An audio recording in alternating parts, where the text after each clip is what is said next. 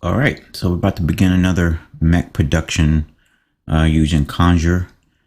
I've already sent over my scale.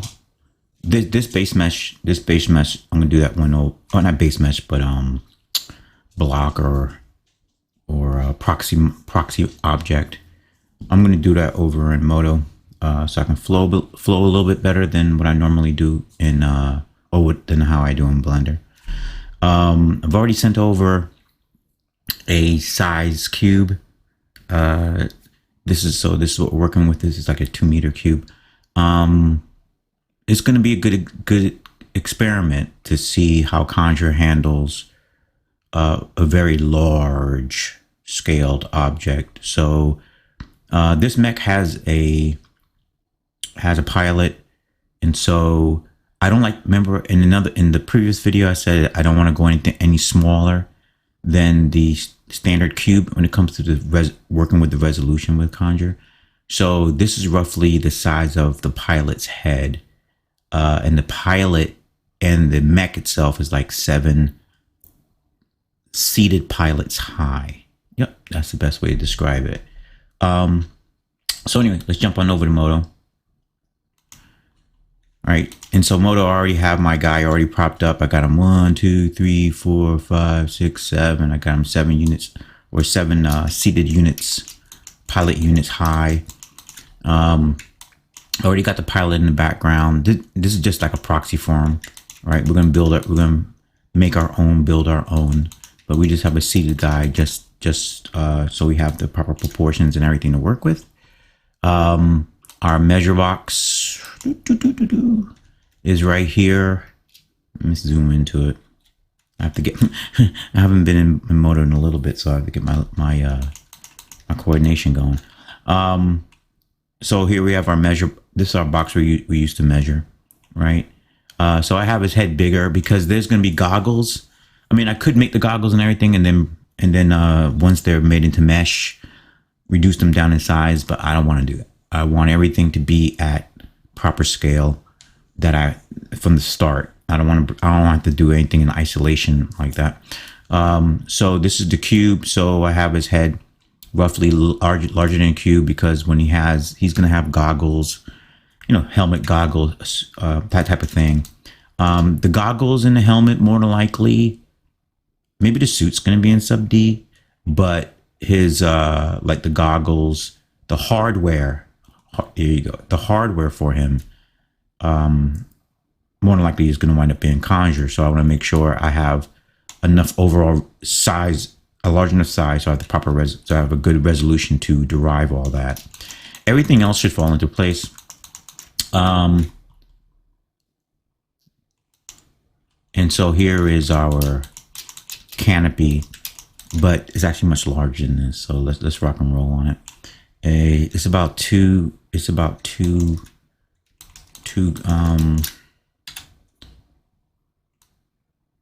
like this, like 2 pilots. It's like 2 pilots high. Yeah, something like that. It's like 2 pilots high. Let me just double check here. And the pilot in the front and the pilot in the back. Yeah, something I like, and it's going to be positioned like this-ish. Something like this. I think it's pretty. Let me just shift D on that, and then so I get the real resolution on it. Yeah, right around here. That feels about right. Okay, so this is the headpiece of the mech. So let me just go ahead and we're just going to start to just generate what I believe is going to be the overall silhouette, proportionally for him. And let's just do some cool things. Should we rock from here yet? No. Well, we should derive his area here for the leg. So let's go ahead and do that. So it's bipedal unit. You see that obviously in let's go here. You see that for those who are not familiar with Modo, that it is what Blender and every other program is trying to do. So it's a world within itself. Yep, there you go. And we're just gonna bevel down. So you can see why I'm, well, no, we're not gonna do that one either, because it doesn't come out that way. Let's go ahead and start to bring out. So this is just for the silhouette. There you go. Because the top piece for this mech is, when I was drawing it out, it reminded me of a helmet. That's the strangest thing. It reminded me of a helmet. So it was like a max. It was like working like micro to macro, like working on a small guy. I was working on a small guy with a helmet, then all of a sudden I expanded out, working on a larger thing that had the same type of design to it. So I'm just, and this is not a yeah. And then it has like this. These are just the gross shapes that I need to put in here. Let's just go out here and pull this out real quick. Yeah, it's got this whole hanging out thing here. And it's got this whole engineered section back here that sags, but it's actually an opening.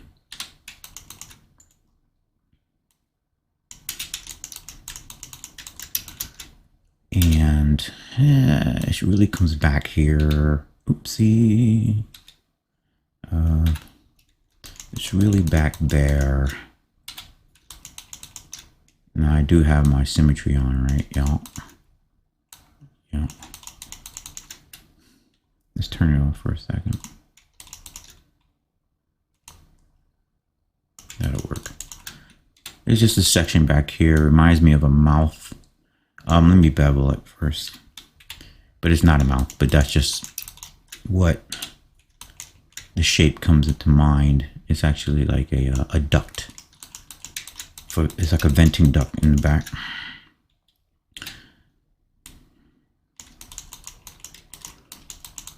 All right, and we're not going to try to create horrible geometry or anything here. So this is coming up off of this. We're not going to nitpick it either, but at the same time, right? It's like a thing like that, and the pilot's canopy is here, but then, or his cockpit is here, and this is just where the cockpit glass is going to be. We're not modeling it in, obviously, in what we're doing here, but I want to suggest it. There you go, and let's bevel down again. There you go. There you go. So we can begin to suggest it. So now I'm in the running. It's not large as I have it here. It's more of a pug nose kind of a gig. Hey, put symmetry back on. So for those not familiar with Modo, so Modo is outside of Foundry, no longer continuing development after 17. I always tell everybody that if you've ever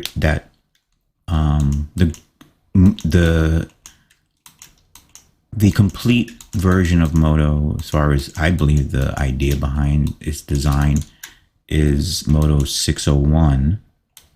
As far as all the sub-D modeling is concerned, like in other words, I wish like Lightwave group people or whoever's working on Lightwave now, they should just buy it but I don't think it's up for sale. I don't know, but the whole modeling aspect, it is ideal in 601. Everything else is just 601 with this my perspective. Everything is 601 with with just new features thrown onto the overall application, not to the modeling aspect to me. Even though this, because to me, there's not much you can do. You can do more with sub-D besides make the tools immediate, which they did. So in other words, before used to be, you used to click, and then if you wanted to bevel, then you would hit bevel, and then you have to click and move, right? But now in like, this is 15, all of a sudden in 15, it's almost all features are, as soon as you click it, it automatically takes place and is active and stuff. But that's the only other thing. That's the only thing you can do. Is just make it immediate, and they made it immediate in 15, so that's why I use it. Let's size this up on here.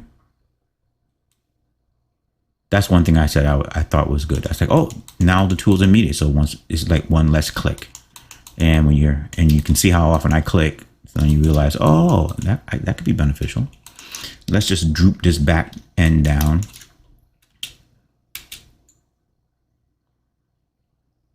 Right.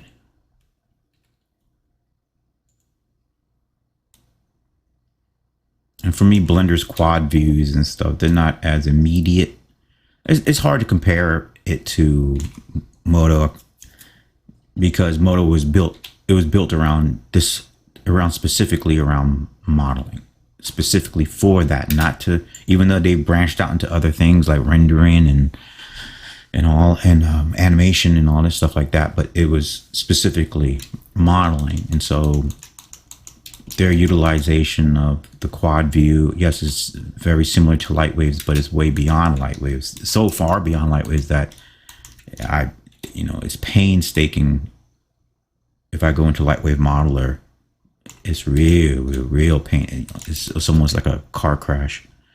My experience, even though Lightwave Modeler, there's a lot of people that love it, but if you use Modo, it's like Modo takes you to the future, and then going to Lightwave's Modeler, it's like you're obviously thrown into the past. But then you feel like that when you do any other tool too. In 3D Studio Max, if you've ever used Modo, then you jump in 3D Studio Max, then you got to basically put that same hat you put on when you're in Blender, where you're like, you're telling yourself, okay, go slow, take your time, because you just can't run through the models the way that you run through them, or witness or experience running through them inside of Modo. So this is pretty close to the overall silhouette. That's the vent in the back. There's not much more. There's a lot of complex things on it, but there's not much more I want to do to this guy outside of maybe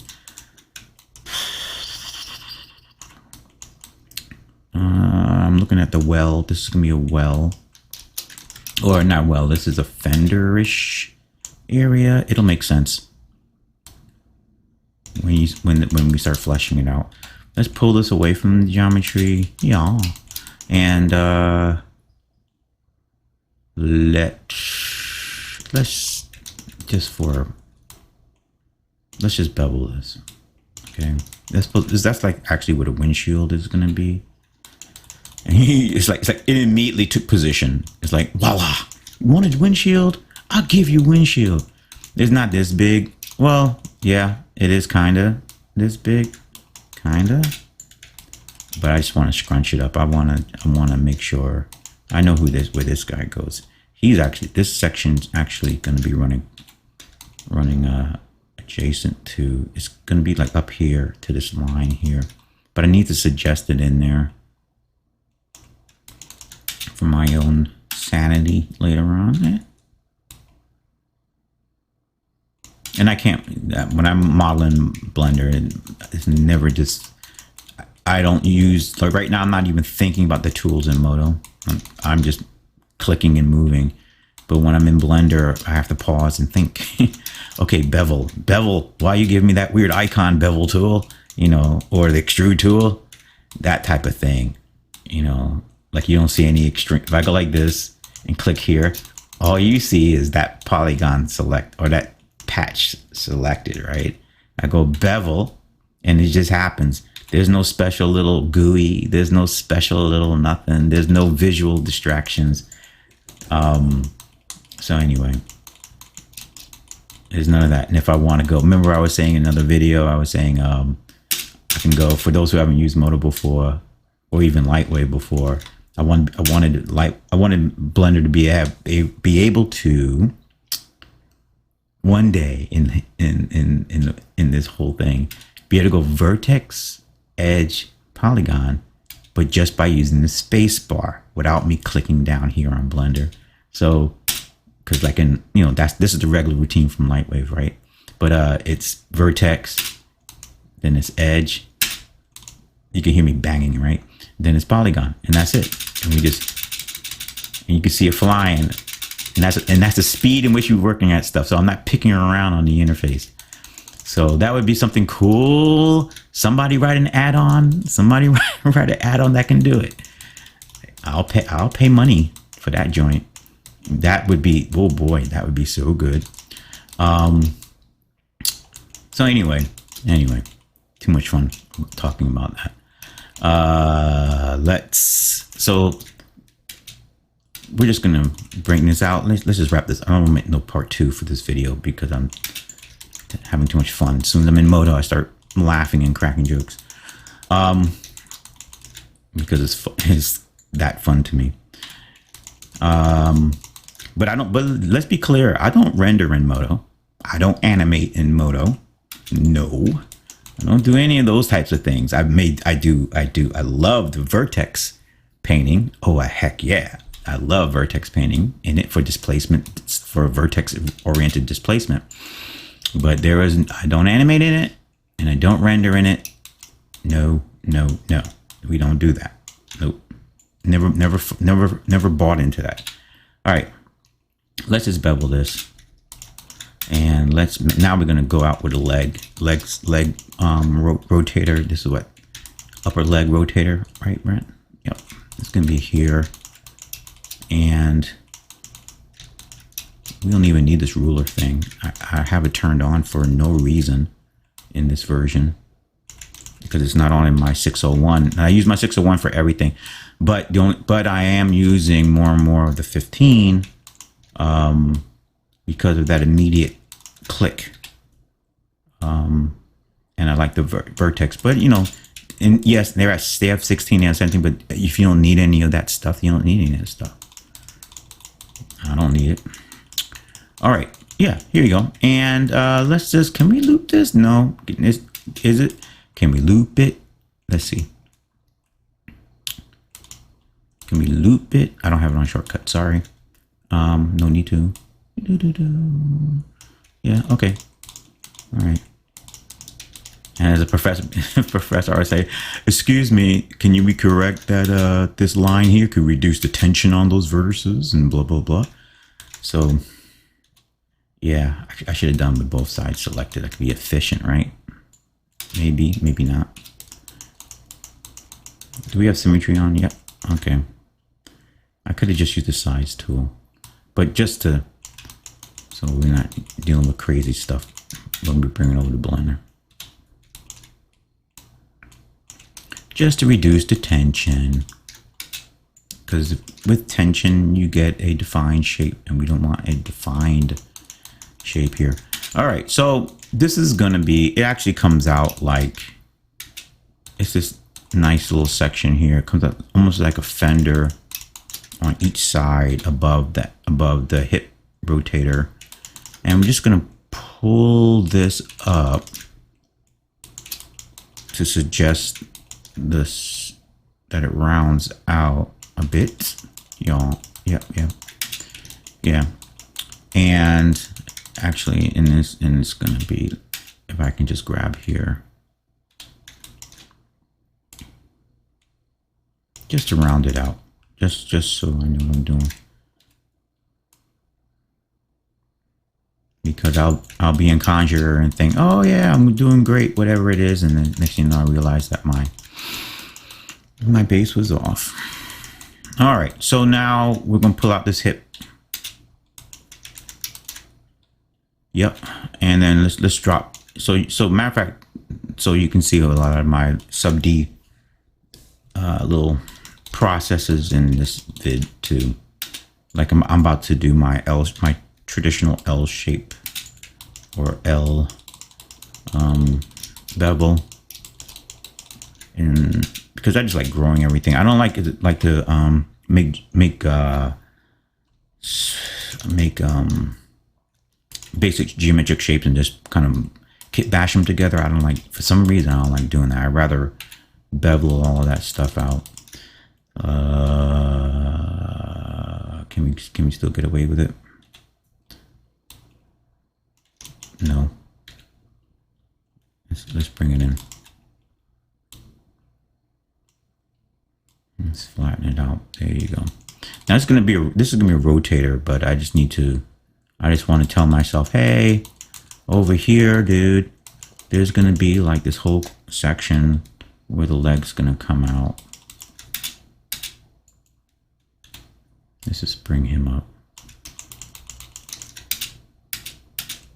And this is why I'm also over Moto 2, once again, because when I'm thinking about this stuff, I can't be thinking about what's going on with the interface. I cannot be thinking about that stuff. There you go. It has to be where I'm just thinking of the design only and stuff like that. Nothing about the interface, nothing about the software. None of that should be of a concern. Here you go. That's my whole L thing. Make everything from dinosaur legs, everything. Yeah. All right. And it's whoa. See, he went from being, this is way too big. Yeah, that's way too big. But so let's just scale him. Let's just scale it.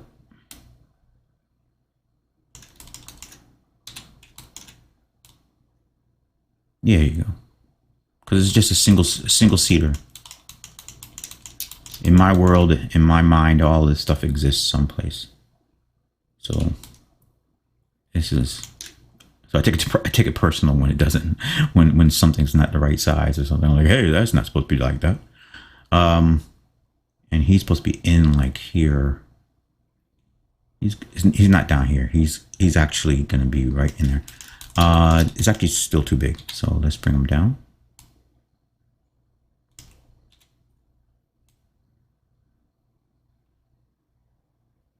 Yeah, it's more like this. There you go.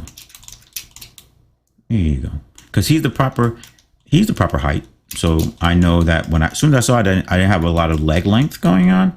That's what signaled me. I can make him actually a little bit smaller.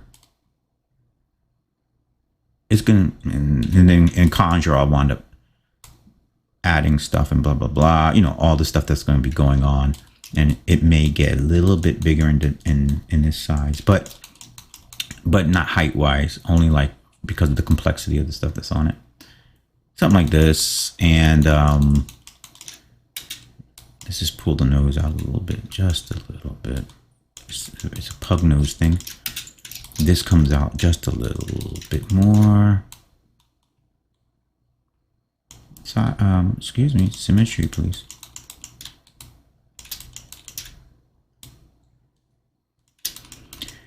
Yep. So right now, Conjure is like the best hard surface thing for Blender for me.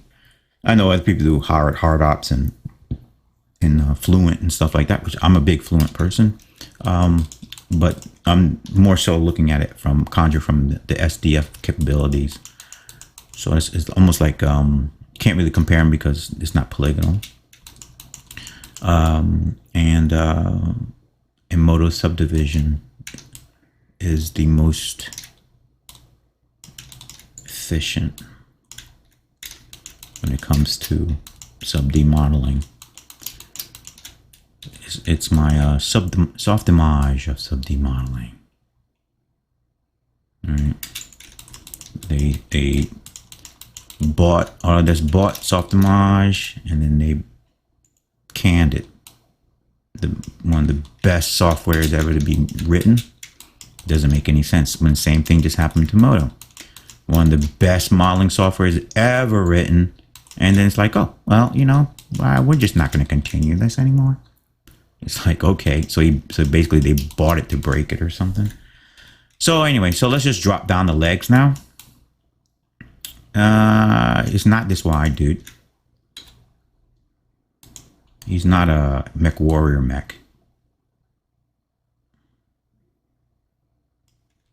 And let's not talk about mech warrior mechs, because somebody watching videos can get upset if I say something like that. I'll say it then. They're just not balanced. Okay.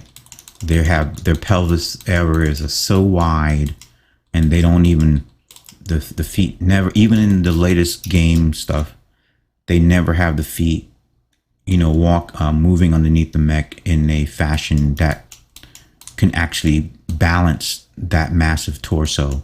That's why I like chickens and stuff like that, or ostriches.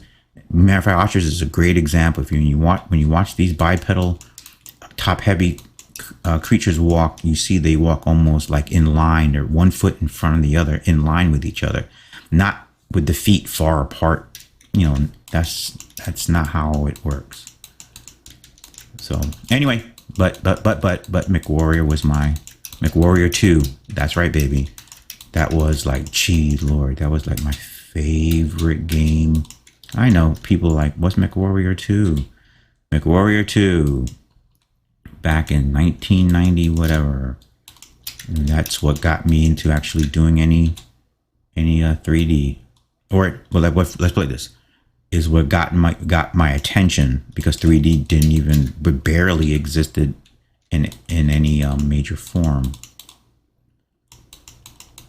So anyway, that's a whole other story for another video. I'm sure it'll come back up again. So here's that. Let's go bevel down again. Let's just move it. There you go. So that's going to be the knee rotator. It's pretty much in the middle. And let's double check our work. Yeah, 1, 2, 3, 4, 5, 6. 1, 2, 3, 4. Wait. 1, 2, 3, 4, 5. He may be a little high. Yeah, because he has ankle rotator too. So let's put this up a little bit. Okay, here. All right, let's drop it down further. Now we're just gonna get brutal. So now we're just gonna drop it down. And we're just gonna shift K. All right, we're just gonna cut it up now with the beam of death. For those who know, the beam of death. Okay. All right, almost there. Yeah. And let's just loop. Where's his knee gonna be? I think it's gonna be right here. So the tension's gonna hit it. There you go. Somewhere in here. I don't want to. Should I slide this guy? Yeah, let's go ahead and slide him. Let's slide him down. No need to add anything else, I don't think. Okay, and that's going to reduce the tension. All right, that's the knee. I'm just going to pop it up here real quick.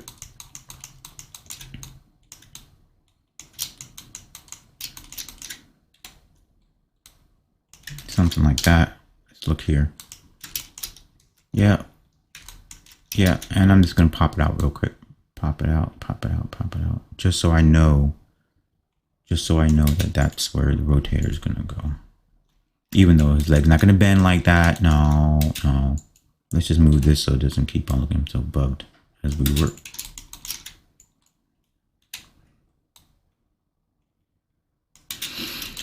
All right, ankle rotator. Let's get this up. Let's get this party up here. Let's go here.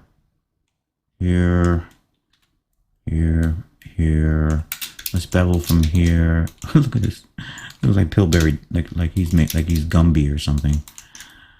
Oh, because it's not a model, it's just a placeholder. All right. The rotator's here. I'll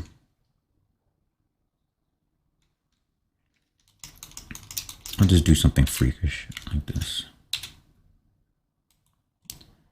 let it rip all the way down to the other. This is going to be another rotator down here. For the feet, it's going to be there. He has a heel. This is not a heel, but it's where the other rotator goes. It always looks like a heel whenever if you do animals or anything like that. Let's just bevel this.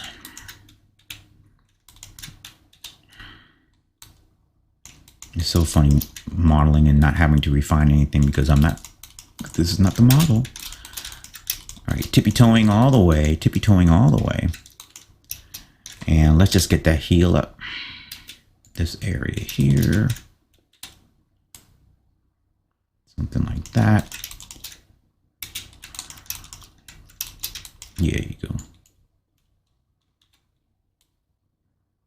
All right, now I'm going to start to get the leg action going on here. All right, that's good. And then we're just going to bring the knee section a little higher.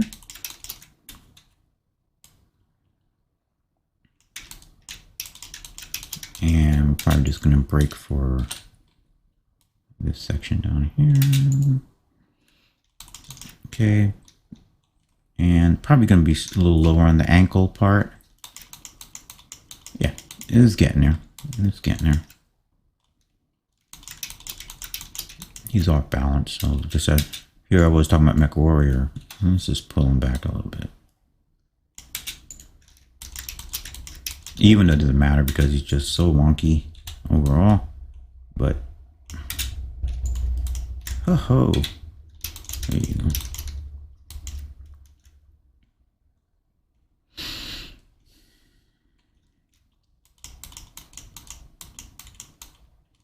Okay, now that's pretty much the silhouette.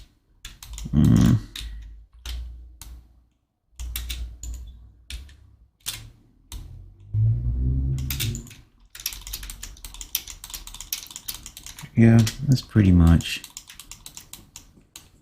He's riding high. Feet are too big.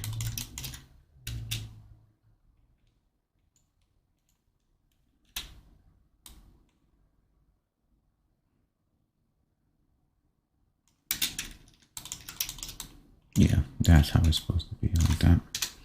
Okay, so it's a bipedal mech, and that's pretty much the silhouette-ish thingy. A whole bunch of other stuff. Oh, let me just add this bulge thing down here.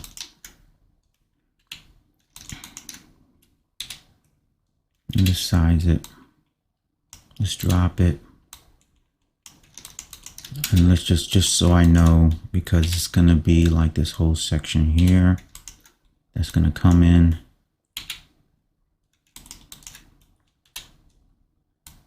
So you notice I don't move off the bevel. I just bring it back to a regular selection. So in other words, so anybody who wants to do something like this, I go, if I go bevel, yeah, I could bevel off of here, right?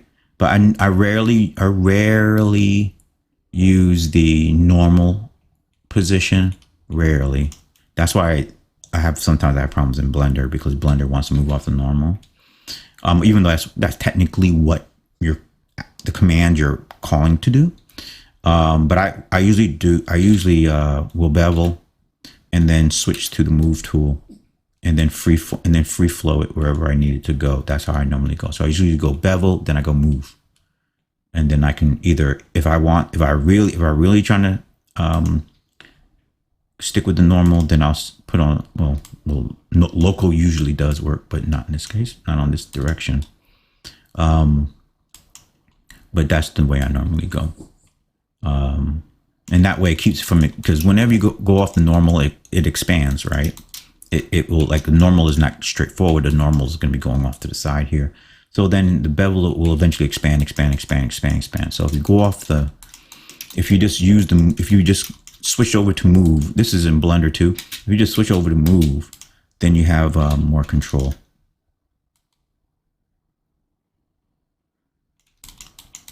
All right, I'm just trying to suggest this little section here, just so I get an eyeball on it.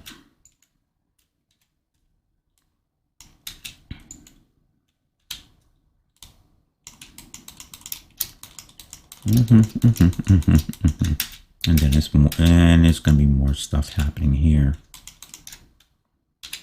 I'll switch the size, then I'll bevel again.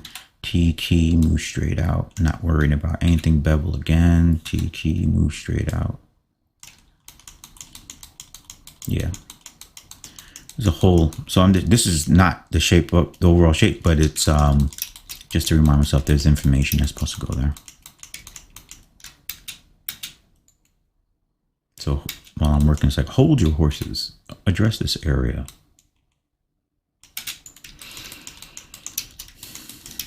Something like that. Yeah. And then it goes down even further. That's cool. I'll leave that alone. And yep, and you got this weird thing that looks like a mouth. Yep. And that's the way I made it. And that's so I'm sticking with it. And let me just bevel this.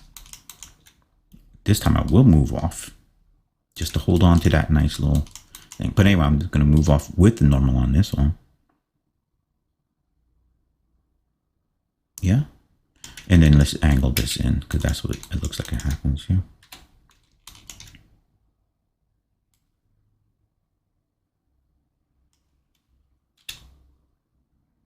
Oops, T key.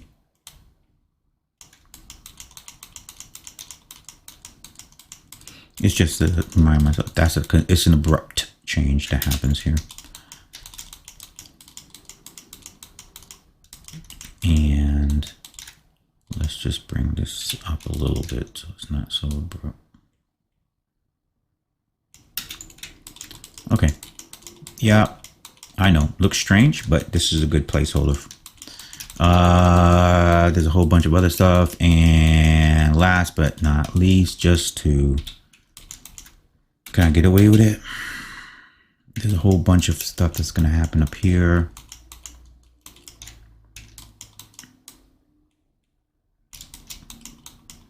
Let's bevel this for what we're doing. Yeah. There you go. And now let me move it. There you go. So it's like that. It's even more. And I should rotate it here.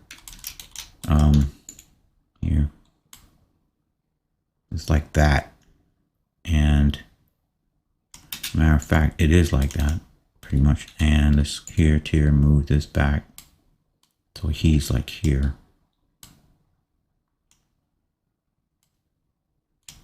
Yep. Is he extending past the geometry? Nope. There you go. Yeah. There you go. Okay. This is the the silhouette or the placeholder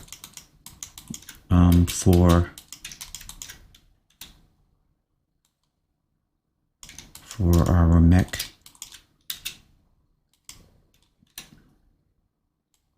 Concept. Yeah. Is that the right height? Yep, because he has these. Yep, this feels good. This feels good. We'll leave the. That's fine. That's where that's proper proportion for his knees. Yep, feels good because this is. Oh, and then let me just bring this down. So when I am making geometry, it's not, or I'm doing stuff in Conjure, I'm not way out the ballpark. There you go, like that. And then I'll just pull this up here. That's all. Because I'm being nitpicky at my little blobby little model thing here. Yeah, because it doesn't come out like this. It's actually running like this. This area is almost like right on an arc, like that. That feels good.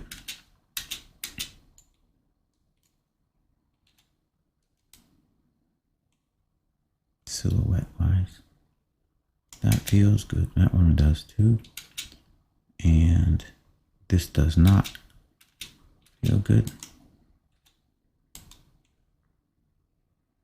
Yeah, has to be within the spirit of the original model, or I'll continue to go until it is. There you go. We'll just do it like that, like a smudge. There you go. I'll go with that. And then but it's really a snub nose. It goes here.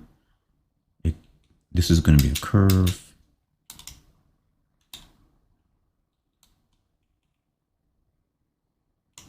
And then this actually flattens out like a snub nose. Let's just grab those vertices here.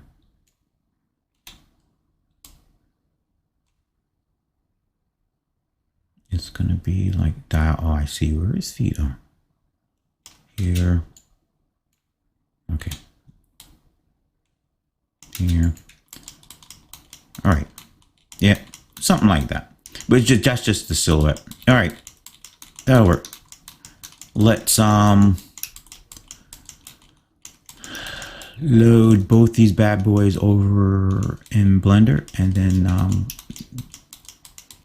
we'll get started.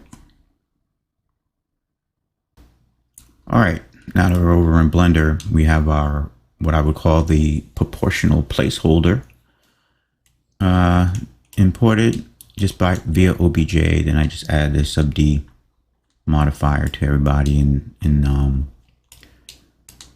just combine the proxy for the rider with the mesh. Disjoined it. But one of the things I know I was going to have to deal with is the clipping, right? So this is not Conjure, this is just Blender. So we have the clipping here. So we're just going to go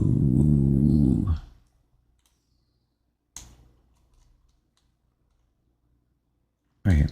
I'm already in the view properties. So we're just going to increase our view properties, right? So right now I'm dropped out there. So let's just bring it in.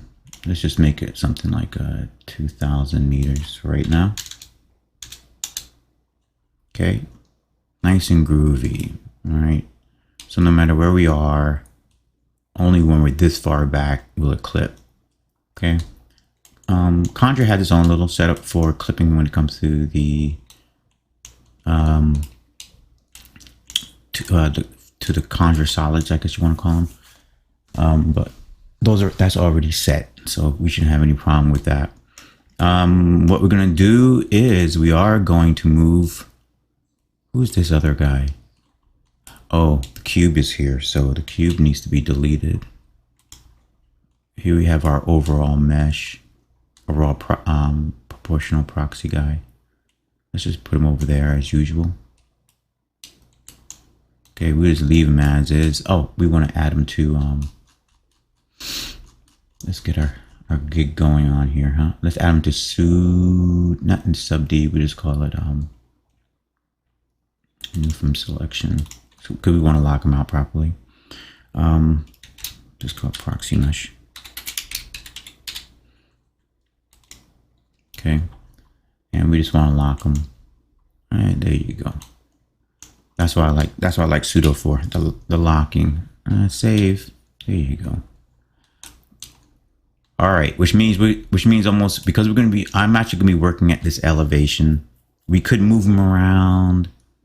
It could make some stuff, but then I'm gonna wind up having to move all my Conjure stuff up and around. Let's say if I work down in the center, and right now I don't want to do that. So we're gonna work everything up here. We're gonna work at scale and at proper height and everything. But right now we're just working on the body and stuff. So this is gonna be interesting how it plays out. This is our Conjure base. Let's not do that. It's huge. Actually, this is not Conjure. That's sub D. Conjure's down there, and Conjure's being clipped. So let's delete our sub D. That's our additional sub D. That's just my sub D I always have for matter of fact, let's just it's probably gonna get in the way. Let's select him and delete him. Can I delete you? That's the group. Conjure head.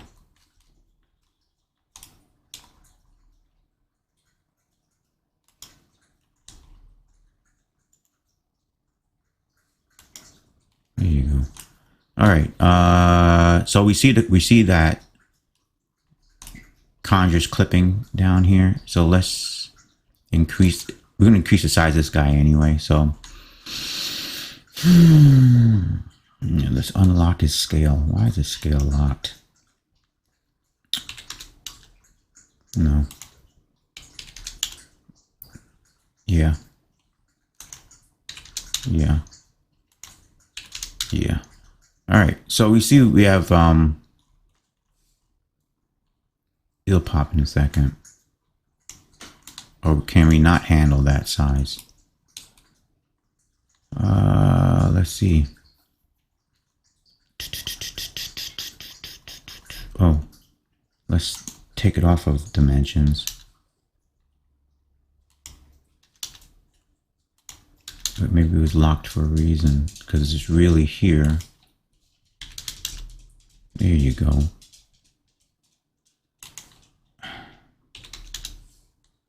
And it's still running to our clipping. So now I see the Conjure clipping going on. All right, so we'll address that. Yeah. Okay, so the Conjure clipping is going on, and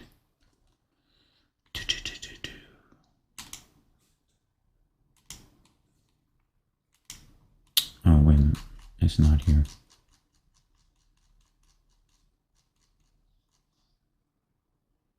So here's our clipping. No, where's Conjures? Wait.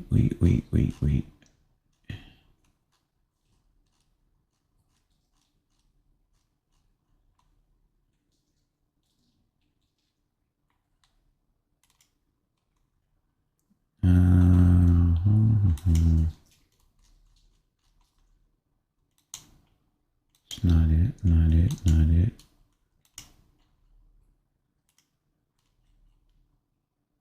Oh, here it is.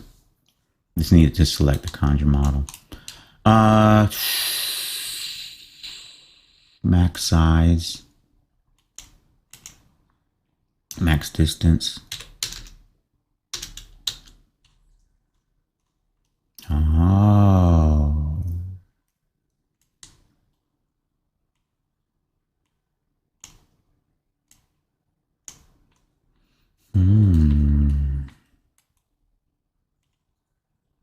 All right.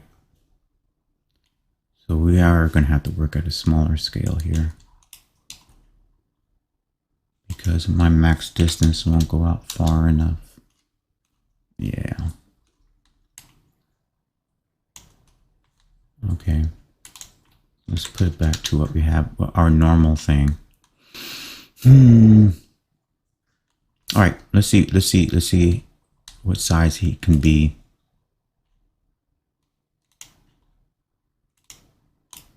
I'm glad I'm doing it like this, in case anybody else runs into this or has a solution, or has a better solution. Come on with it.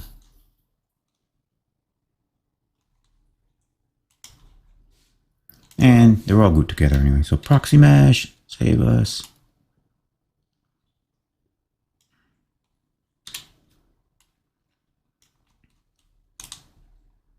Conjure's like, dude, you are getting way carried away with your scale there, guy.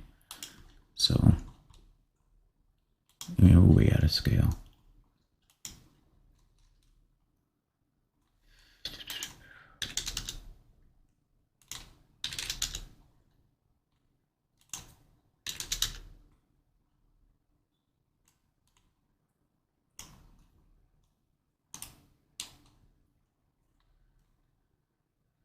Oh, interesting.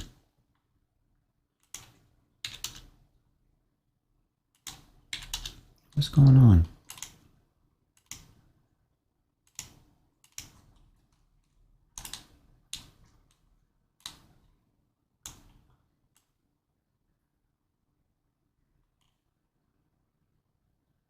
Very interesting.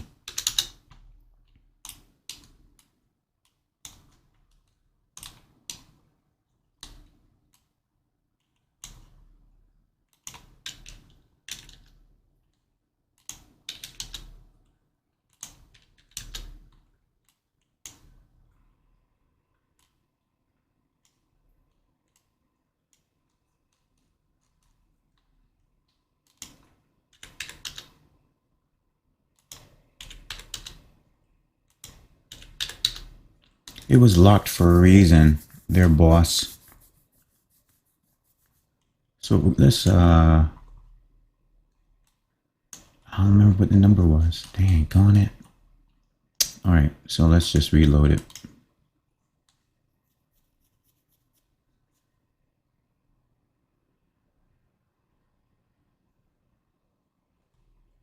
And alright, so here's my tried and true. Let's get rid of the sub D. Here's our conjure. Yeah, 111. I don't know what I was doing. Let's see if it was I in the delta transform? I don't know, what was I doing? It's dimensions. Let's see if we can change it here without me unlocking anything where I screwed everything up. There you go. Come on now. There you go. See, just when we thought everything was failed, and we got the clipping. The clipping is going to occur here. This is conjure clipping. Yeah, because that's camera clipping happening now. And this is conjure clipping. So let's go and back to conjure settings. Here you go. So we're clipping here. That's at 500. If I put it to 1,000, now that I'm set up properly, will it work? No, I think that's maybe its limitation. Max steps. No. Make it smaller. See? Smaller, smaller, smaller. Bring it out, bring it out, bring it out, bring it out. Just manually doing it right now to see where it pops. There it is. See? There it's starting to show up, show up, show up, show up, show up, show up, show up. And I think 500 is, yeah, 500 is our max. That's what it looks like. That's what it looks like. Could be me, because it could be because I have my minimum set so low. I think we can kind of bring that up too. And 1 meter for the minimum is not good enough. See, the minimum needs to be there. It still needs to be 0.1. All right. Beautiful, beautiful, beautiful here. And clips right there. All right. Can we get away with it? Let's just make him a little smaller then. Okay. Oh, locky.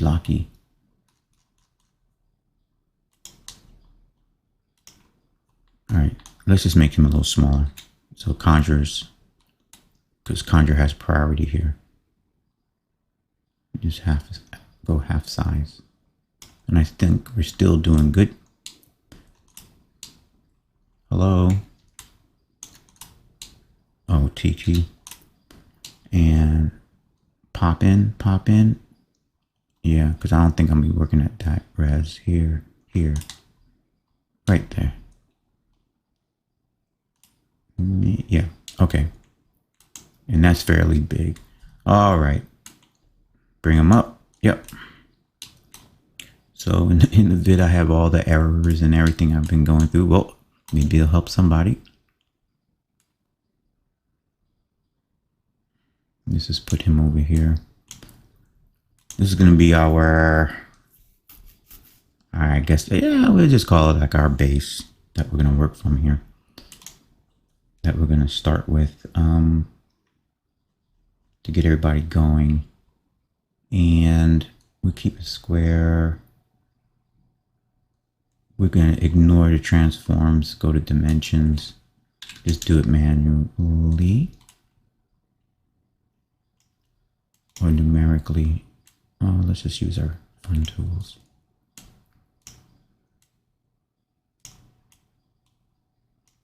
Okay.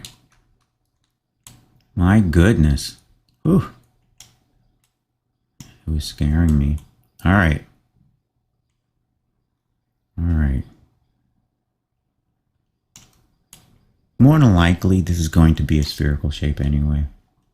So, well, no, it's gonna be in, let's go, it's everything arcs, so it's gonna be an ellipsoid. Yes. So this is just initial setup. Haven't had to work at this scale before, so the clipping, I knew the clipping was gonna come in there. I know my guy's not centered up, so I know. Center him up, and so we can go here. But we have all these arcs and stuff. It's not gonna come from this sphere, but it should at least, there you go. It should at least be in there, so we can work a little bit more subtractive. There you go. There you go. Happy ellipsoid, like so. Everything else will be added on, and so on. Okay.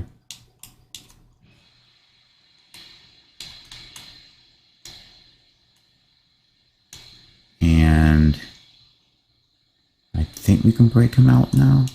Break him out.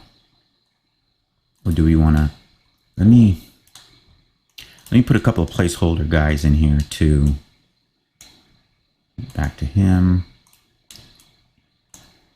Let's just add, let's go Shift D. Let's just start adding in some stuff. Just some blocking stuff. So I know, so it's not too far fetched when, or not too far off when I start to, let's go another, not an ellipsoid, coin. When I start to add stuff, because it's so easy to get off of, out of proportion.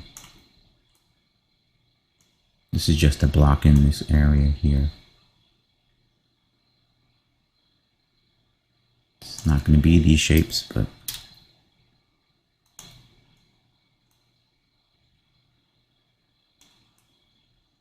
all right. And let's put a cylindrical shape here.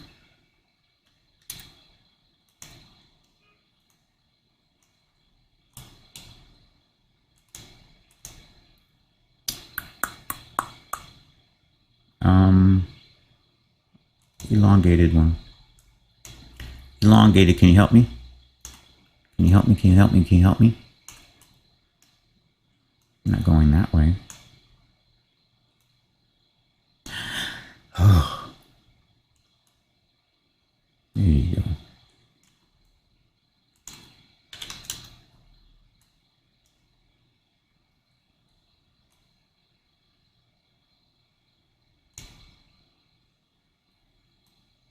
You're so strange. Have a little bevel on you. I don't like it being so like this. It makes me nervous. Have some bevel. Let me know that you're interacting. Daggone it. Oh, the reason why is because the bevel, I can't see it because we're at such a higher scale than normal. So my little 0.05 bevel doesn't show up at all. All right, I get it.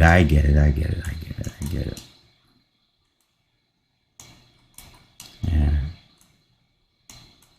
It's like you get used to Conjure, like, you know, dissolving into another form. So when it doesn't do it, you're like, what the hell's going on? It's like, is something broken? Let's do it like this. And then Shift D it. And here it does something but this is just to give me the position, so I don't have to sit there and it doesn't go as far back here, because we will lose track of scale once we start to really roll, because we'll be so focused on small details. So that's to help us. Something like that. Okay. It'll come back around. It doesn't look like this. It's going to come around. It'll make sense. And since we're still here, I know I didn't work with the let's say the mech arm. we didn't work on top of the proxy mesh like this.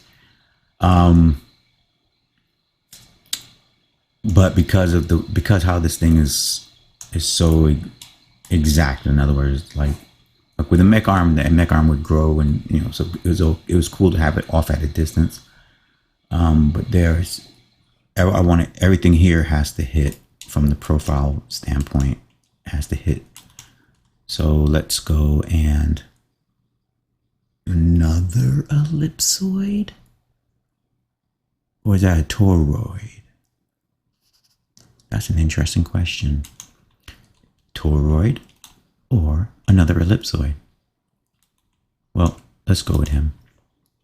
And we're not going to... we probably will use mirror on this guy. Yeah, I'll use the mirror tool on for Conjure on here, on this one, because I see that we're going to be working symmetrically a lot. And matter of fact, where is it at? Ignore mirror, flip blending. It's in another panel. Here it is. See, I would like this to be in here, because I want to be able to control my mirroring and stuff like that all in this one section. I don't want to have to go out to the end panel section to do that. And I don't know. So anyway, it'd be great if it was right here. So just as I can ignore mirror, I should be able to turn mirror on here. Just makes it simpler. We are going to go with which one? The flip direction. No, we're just going to go with X here. All right. And yeah. So, don't rotate anything. Don't do anything like that. Let's just get into get the size right.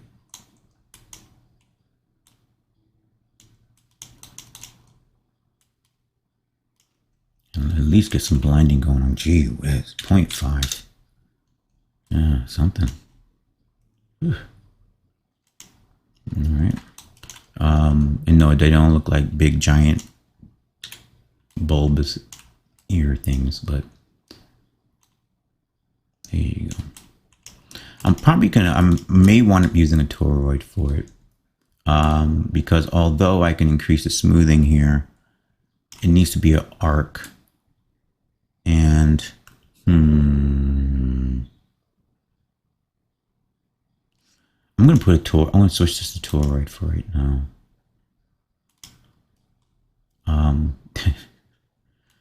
I'm going to switch it to toroid. I'm sorry. It's just funny how the shape just pop in like this, and then it's like, oh my gosh.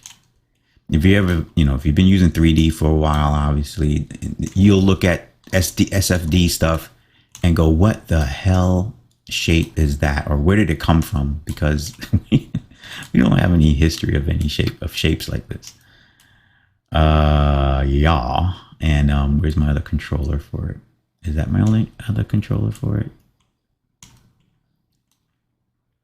Here you go. The controls are very easy. I know I like this arc. This arc I need to use, right? This curve, I need to use that. And I like this, right? Somewhere in here is going to be, there you go. Somewhere in here is the shape I want. So I want that arc. So we want it slicing and dicing it. Okay. All right. That's pretty good. That's pretty good. And matter of fact, we're going to just keep on building on them like this. Shift D, you should mirror, right? Big guy. There you go. Let's just keep, since we have the mirror on and stuff like that, let's just keep on rocking. And let's just go to sphere for this one. So this is a slightly different approach now than working with the mech arm. Slightly different approach. All right.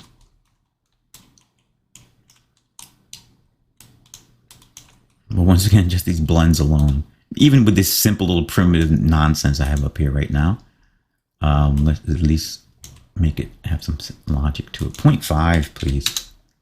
Um,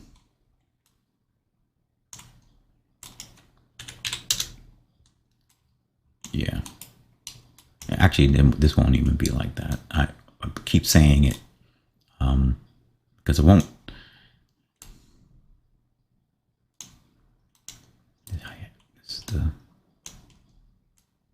I just like blending it right now. And I love the fact that the sizing tools are independent from your GUIs, your general Blender GUI operations or directions. Something. All right. Okay, I'm messing around too much because this is not even worth messing around. All right, that's positioning. Okay, fine. It's gonna be cool. It's gonna be cool. At least let me save. Yep. See, this is where our clipping comes in, but we're never gonna be any further back than this. That's good then. Okay. And let's just throw down some. It's not actually tubular. The legs. So since we're working in symmetry, let's just go and do that. Okay. And let's just drop this one down. Is it? What are we going to use? It's going to taper. We can go to buy this one, this guy, and see. Oh, hilarious shapes. There you go. Come on. Come on.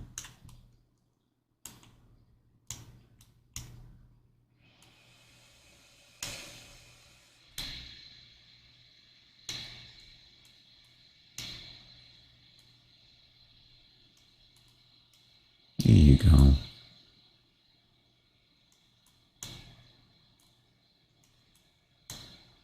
Can we get rotation straight, please? There you go.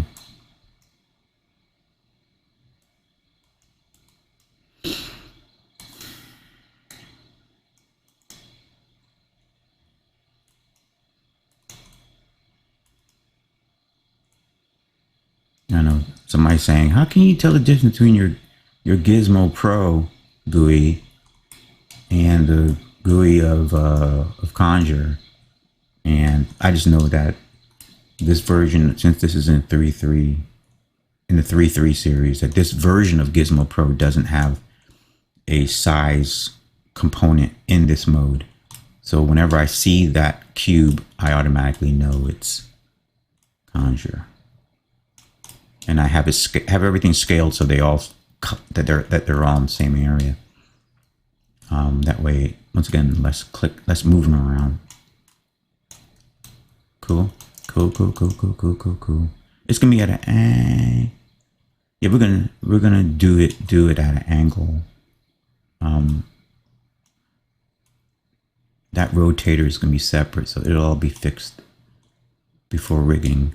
As far not fixed, but matter of fact, it'll probably be even rigged in this. Won't be rigged like dead straight. But I can still continue on here.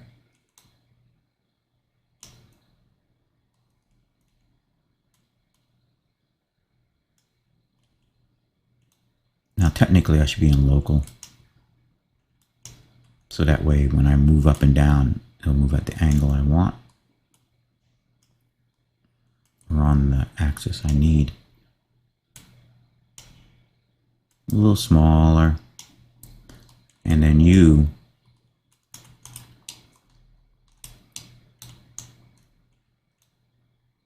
and if it doesn't sound like I'm popping my keyboard like when I was doing the sub-D modeling, it's because I have all my, like, just for anybody who cares, I have everything right now when I'm working with Gizmo Pro inside of Blender, everything is all mouse driven. So to rotate, I just left click mouse and go like that. I don't use any left hand for anything. If I want to pan, then I just middle mouse button pan. And those are the two major ones. Even if I right click still turns into a rotation. So it just makes it so that much more easier to be able to go like this, right? So I'm not using both hands. I would set up motor like this, but motor won't let me. It won't, the keys won't allow for it. Allow me to do the mouse like that. And of course, middle mouse button is zoom in, zoom out, right? Okay, and we'll continue on with the extension of the leg. All right, let's continue on, and let's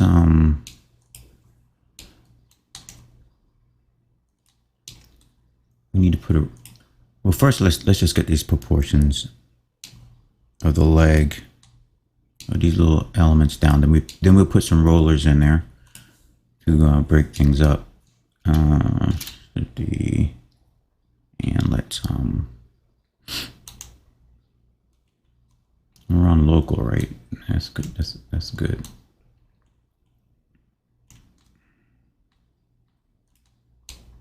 And actually, because I think we only have the controllers on the other side, let's bring this up like this.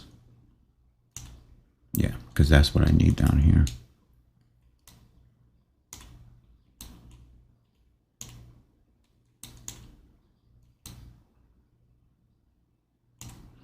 Just put them in place so we can pull out this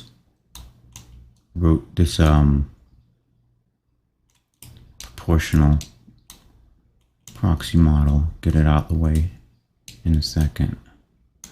Let's make sure that we're on our rotations. It's cool. Gotta like it.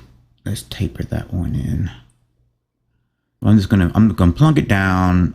Plunk down for the foot. Hey, let's just keep on going, and we're just gonna keep on using this guy. Now, yes, I could have used this same process to do the blocking or the proportional proxy model, but when I'm doing the base proxy, I don't want to be thinking about, oh, I'm going to use this primitive for that. I don't want anything like that going through my mind. I just want to be pure creative mode. So that's why I don't use it. Not for that. I don't want anything that's going to cause me to pause and rethink. And nope. I want to be as fluid as when I'm actually drawing, because that's literally what I'm doing when I'm in sub D. I'm just three-dimensionally drawing and pulling and everything. Or gesturing like I do, let's say in a drawing or in real world sculpting. When you're doing your gesture on a real world sculpt, same mental process, same creative process, same mental state. And we're just using this guy because we're gonna want to, who knows? We're gonna replace him with something. If not, then we're gonna taper it up. But this just gives us the our positioning. We got heel stuff going on, but we have the main, but these are the main areas. All right. Keep on. Something's causing my save to pause. I'm wondering what's going on with that. And that's it. It's pretty much his overall silhouette thingy, or his proportion silhouette thing. So, oh, no, don't do that. And where'd he go? Oh, that's very interesting because I'm way out here. All right, don't freak out because of the clipping. And there we are. All right. And yeah, that's the clipping from Conjure, and I can't do anything about it. I did try to, right? But now I can't. I mean, I think I'm as far out as I think I can get. As far as the Conjure camera, like how Conjure reads its geometry. But I may be wrong. I just don't know. I'll be straight up. So I know that, right? And so we got that 530, but then I can't get anything more. Yeah. So 530. I'll just do this again. I know I did this in the earlier part of the video, but okay. Yeah, it looks like it actually goes beyond 500. It looks like, let me see. Stop that. Conjure doesn't, I don't want to break into quad views because it's going to lock. So I'm sorry, nitpicking. I just need to find this number. So I see here 520, 530, and 540. If I go back a little bit, I'm trying to manually zoom, back just a little bit and see where it kicks in. 550, 560. Stop rotating.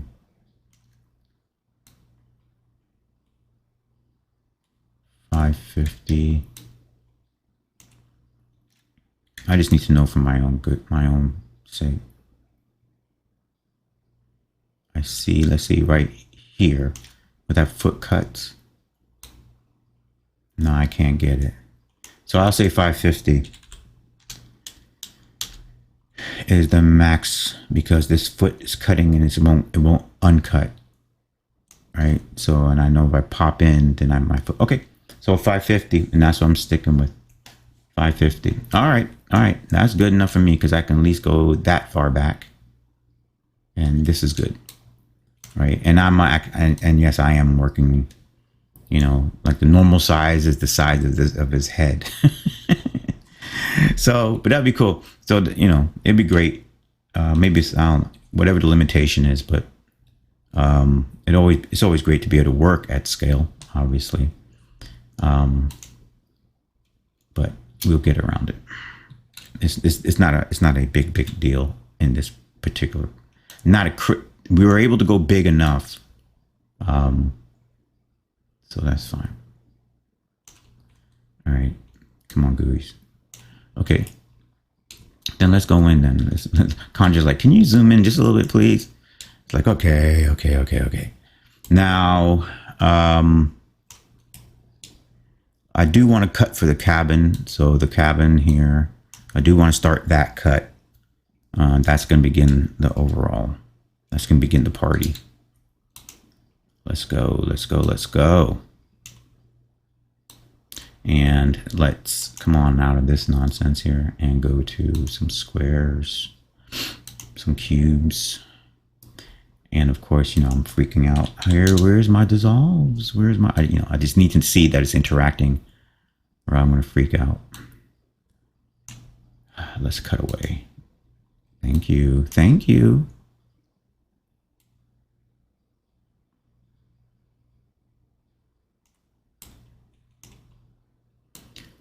And this is so interesting to work with SDF. I remember when I first started learning about 3D, it was way back 1995. Yeah, 1994, 1995. One of my very first programs was Bryce. I think it was Bryce 2, actually. And everybody, I keep on talking like I'm from like South or something. Everybody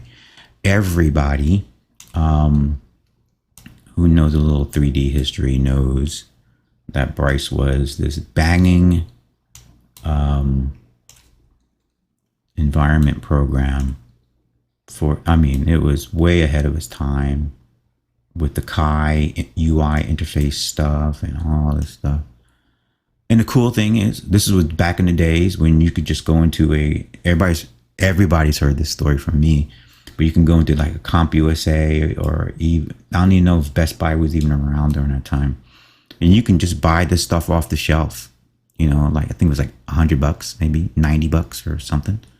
And you can just buy it off the shelf, load it onto your little teeny weeny, you thought at the time was a high-end machine that was like all of 133 hertz or something, literally, with no graphics card and or no standalone graphics card, and you could bring this thing home and you could make environments and everything. And one of its coolest features was it had Booleans. And I remember being so obsessed with Boolean cutting. I made a whole entire vehicle with Boolean cuts and all this stuff. So I have to say that because, you know, that is what SDF is, right? SDF is that whole mindset of Boolean operations, but just on a quantum level or something, right? And so it's just so, you know, obviously with traditional Booleans, you can't, you know, you don't have any control like this unless you're doing it with geometry nodes and stuff. But, well, you know, which is what I'm sure a lot of stuff is going on here under with this stuff. Who knows? Because Conjure's a mystery for me. SDF itself is, you know, it's like that's why I guess he calls it Conjure, because it's like hocus pocus. But nonetheless, it's just cool to be able to work in this workflow that I remember oh so well, and I'm glad that it turned out to have true qualities to it. Now, okay, I got my guy, and you know, I want that guy. So hold on a second.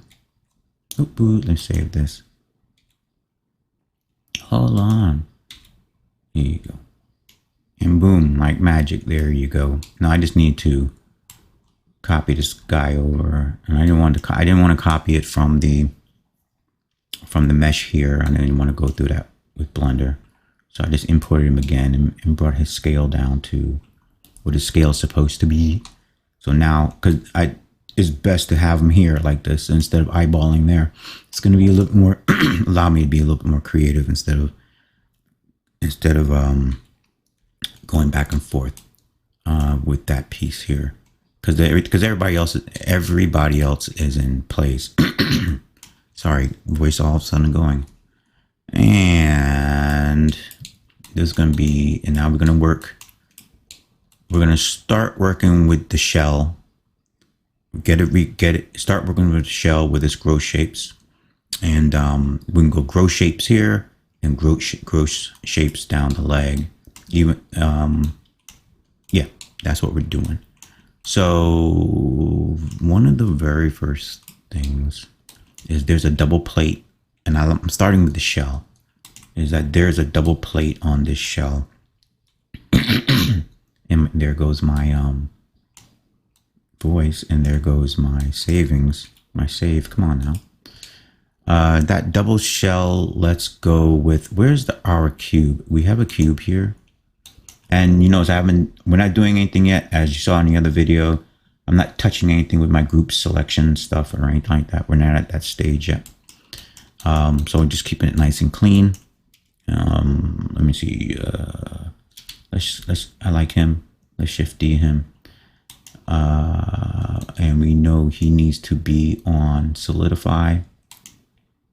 Yep. And we want him to do a, which one is it? This one? I need him to be a solidify. And I just need him to do, oh, depth. It's not the right one. No.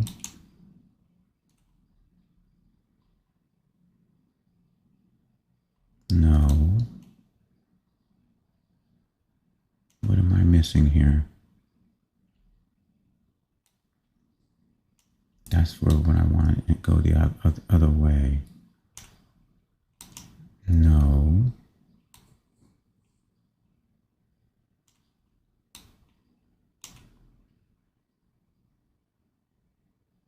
Why? I'm doing something wrong, so hold on. I just need to do an indentation on that curve.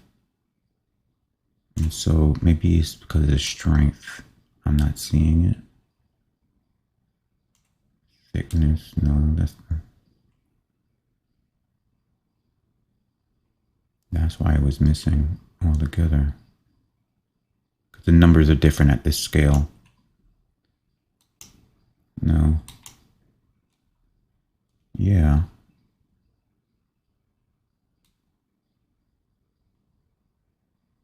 No, not the cut.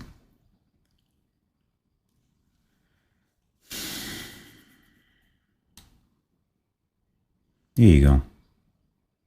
This is what I want. And so I had to bring the depth, the thickness way up. All right, so here we have our inset or our panel like inset, but I want the whole section. Let's see, can everybody see that? Can everybody see that? And that's the cool thing about Conjure. Conjure gives you a chance, you have to pause and think, what the heck is going on? It's just a process, just the nature of the process. And now let's influence the depth. There you go. There you go. And now let's reduce the, is it not the bevel here?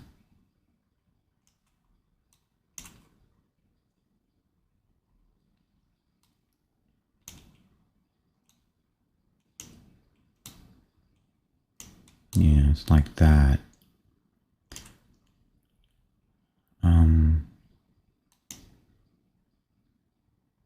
Let's raise the depth up a little bit more. So yeah, see, because at this scale, everything is a little different.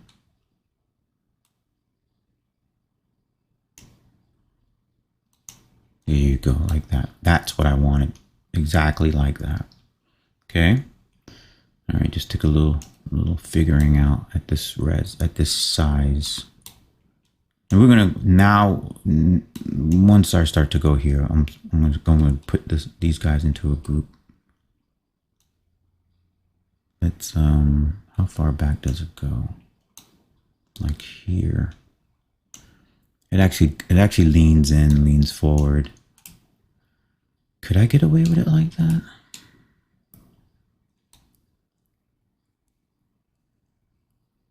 Could I get away with it like that? In other words, if I go here, it's like an aggressive seated position, or it looks aggressive like this. There it is. There it is. And I'll leave the other cut just like that. It's like this. Ha ha ha. Oh, I'm so happy. And then, yeah. I'm going to go in and,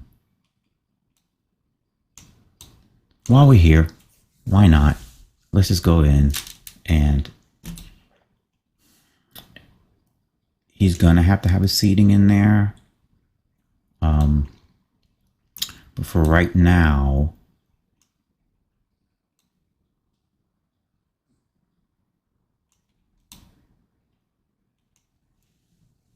let's see if we can bring a cylinder in there to create a break. And we're just gonna shift D from the same guy here, and let's just make him into a cylinder.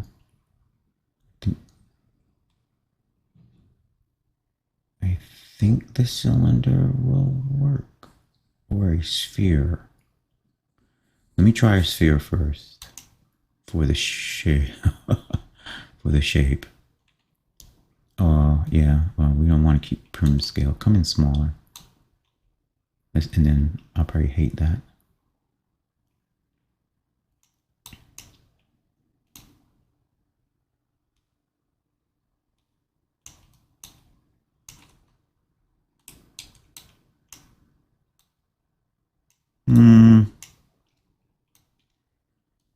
I just need to match that diameter, that arc.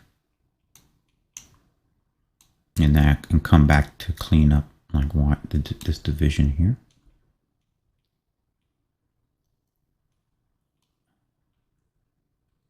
Actually, it creates a nice opening.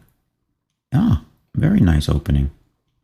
Okay, I think I'll go with this. Let's not doughboy him up so much. So Okay. Yeah, that gives us enough room for our seating and stuff like that. And it still gives us our aggressive kind of cockpit opening. Although the glass is a little higher. We're probably going to wind up bringing... Now I want this now. Without, I'm not going to add any further detail. I'm trying to get this thing to save right. Let's, this guy, let's reduce him so that the canopy... And then we have to bring in our other guy, this guy here.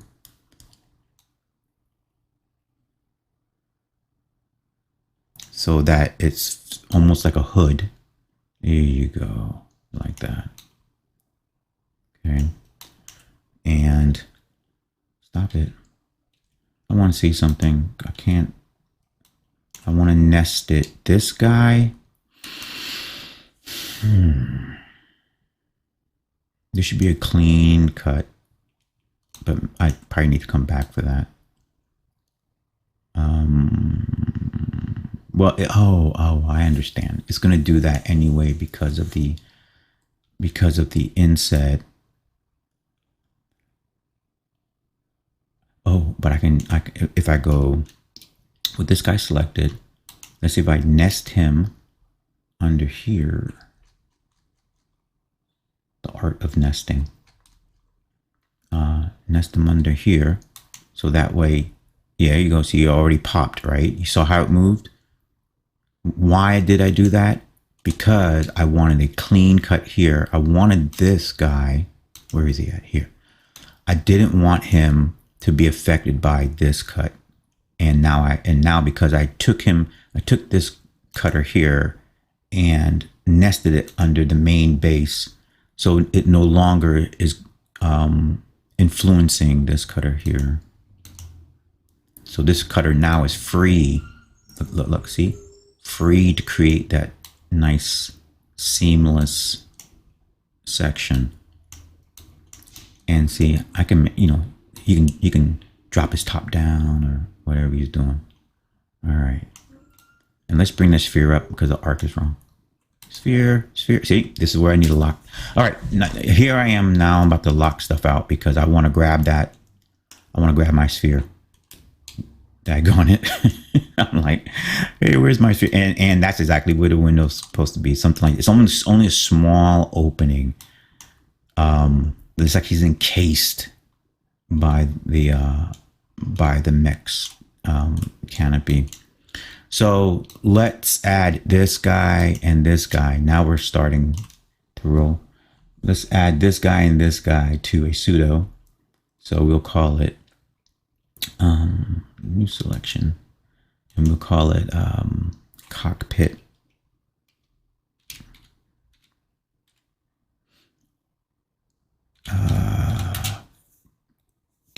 All right, so we'll call it cockpit shield cutter.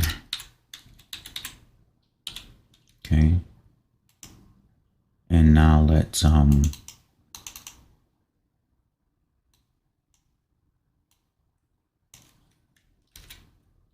just go ahead and give them a call out assignment here.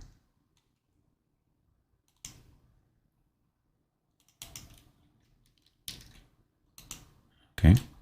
All right. I just love it in pseudo, man. To be able to see stuff and it named properly, especially when you're working with big stuff, it's great. And then we just hide them. And we can now lock him. So now that he's locked, I have access to everything else that's in here.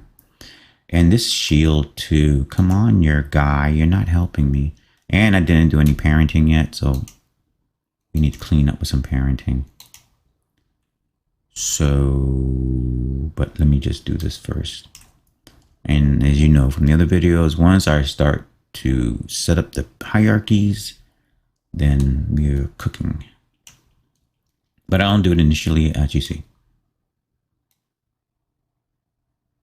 Just let everything just roll.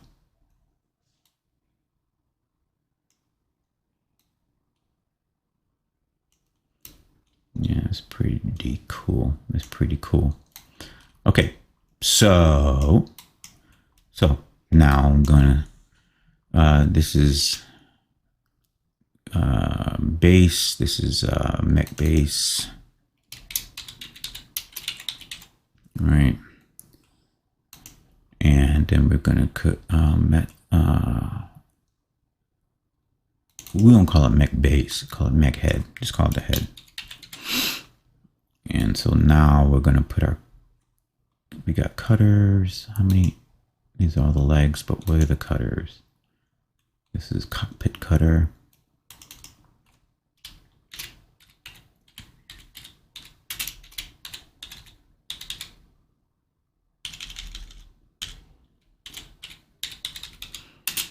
All right, and then this, we know he's going underneath there. And we got these guys. Yep, these are the other guys, right? Yeah, at least I can see the GUIs. That's cool. And we'll call it cockpit cutters.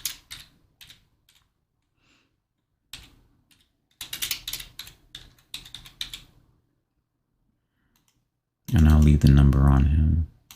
I could just make it the same name here, but it doesn't matter. Not that much.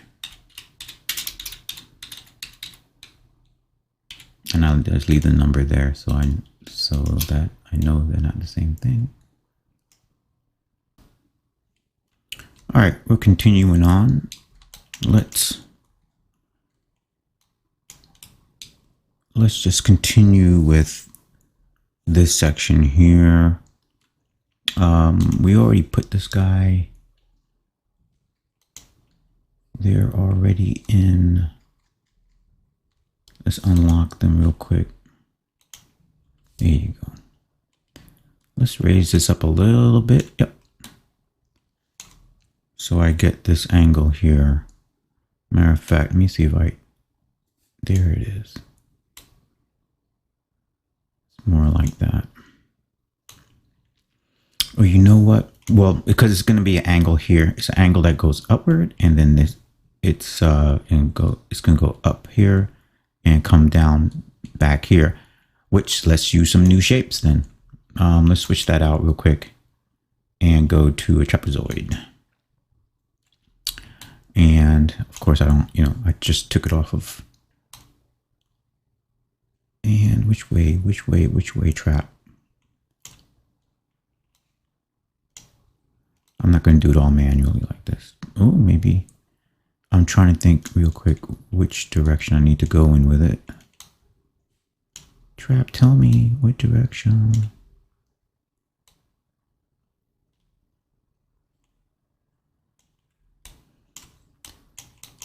So the trapezoid needs to go here.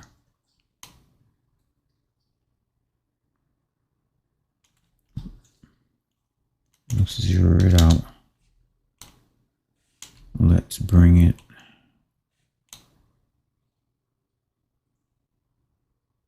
Yep. Let's bring it here. Like so. Let's just zero these guys out. They're not doing much for right now. Not you, dude. Not you.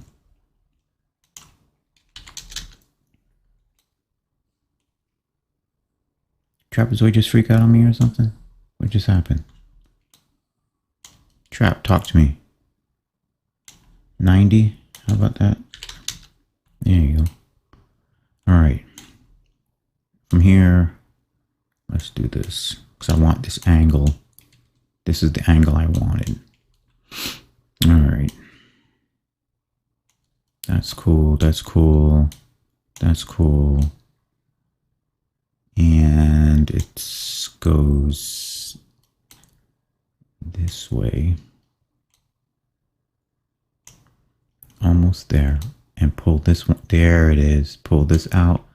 But it's still going to be like an impossible cut. Almost.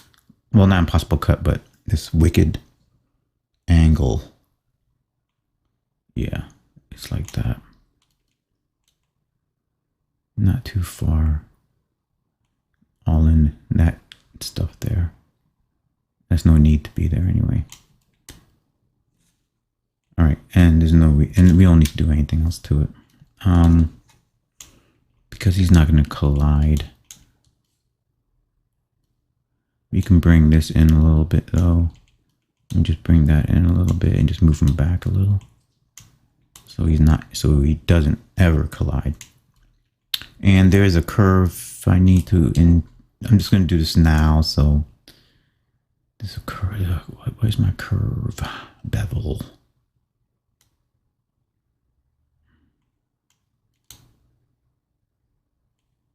Oh, at this stage, the bevel is like, yo. And this is my depth, and I'm not going any further. Okay, that'll do. That'll do for right now. I can go a little further on the depth.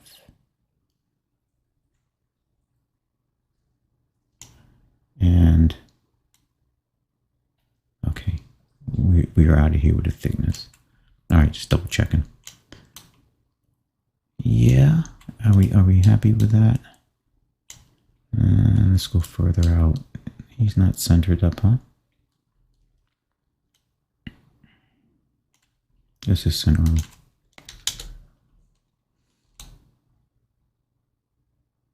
That's cool. The depth isn't quite correct.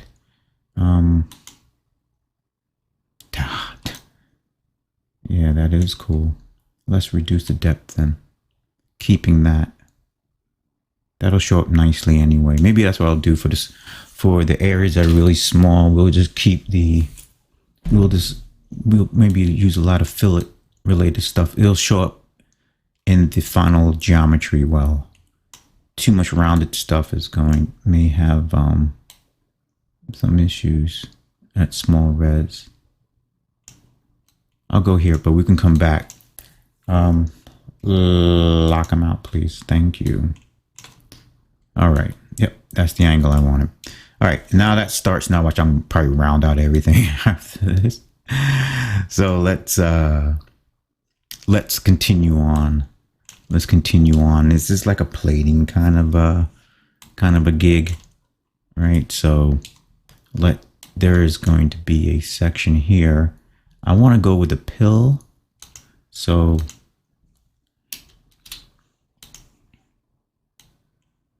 same size, but let's go with a pill. Pill or cylinder? Let's go with pill. A little more style.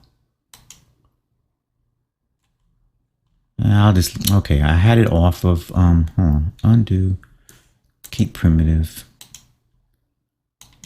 capsule. All right, I'll live with that because it gets too small. And then it's just a little too cumbersome to have to size it and everything all over again.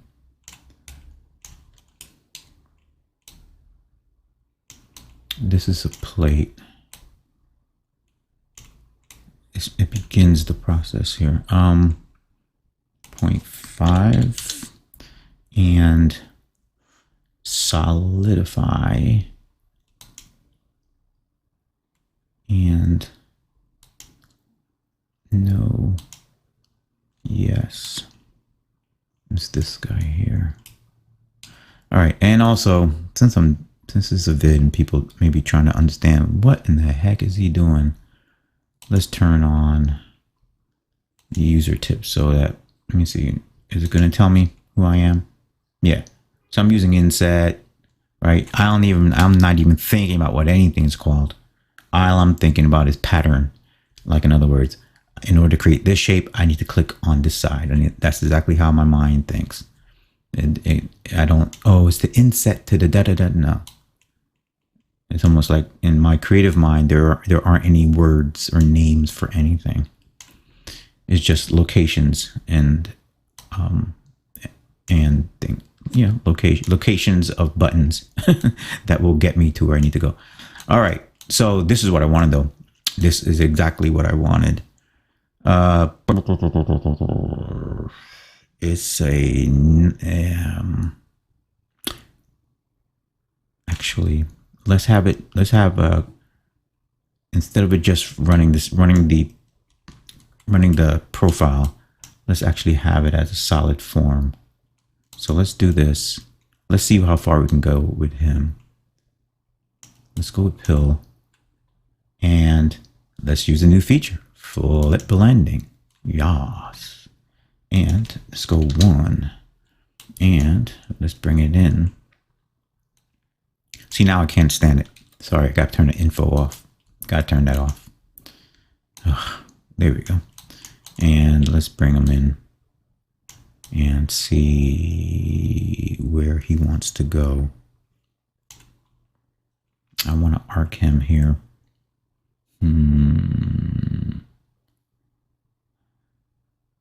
Well, that's because I'm doing the wrong shape. Let's go with one of these kind of guys. And then I'll be ellipsoid. Let's go in ellipsoid.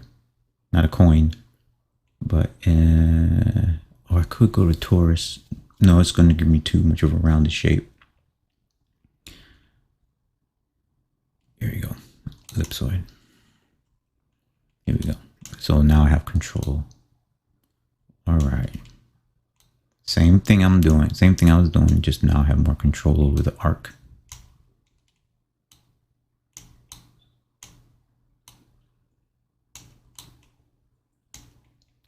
And I can have it where it looks like it runs the profile, I think. Yeah, right here. And yep.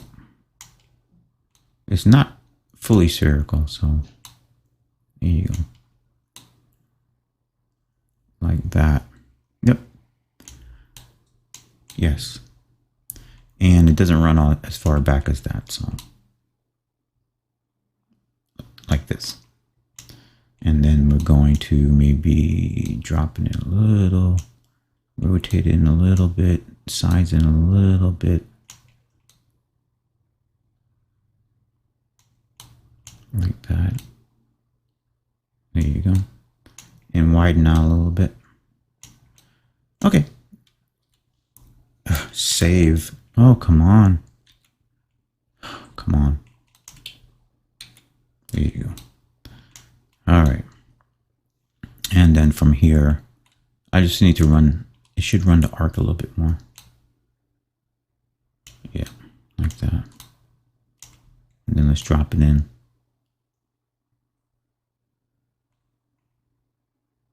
All right, I'm going to change this, but let's cut it first. Let's Shift D. We need to cut the front. Turn off blend. Turn into a square. Square? Yeah. Have the square parent. Now I'm saying my commands out loud. I'm talking out loud. So funny. I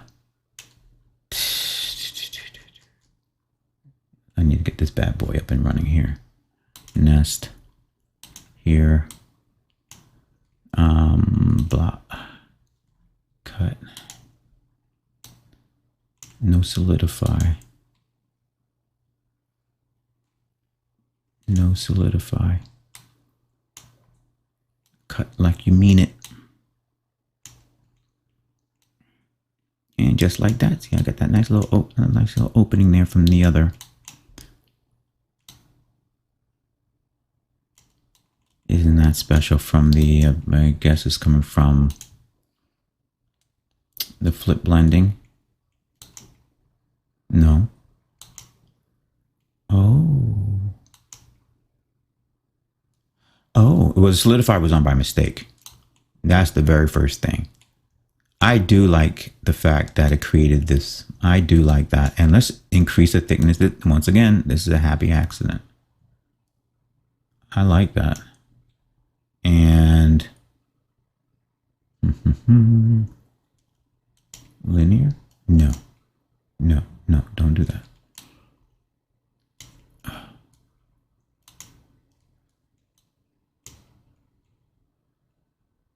But what just happened?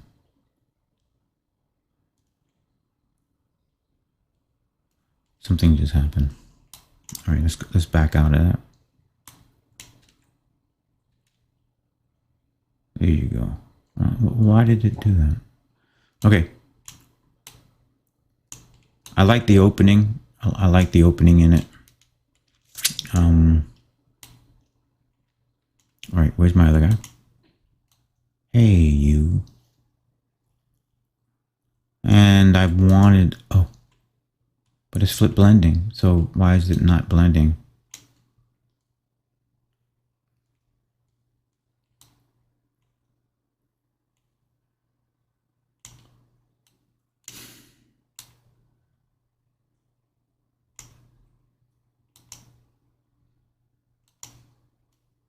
There it is. Yeah, something in some, whoa.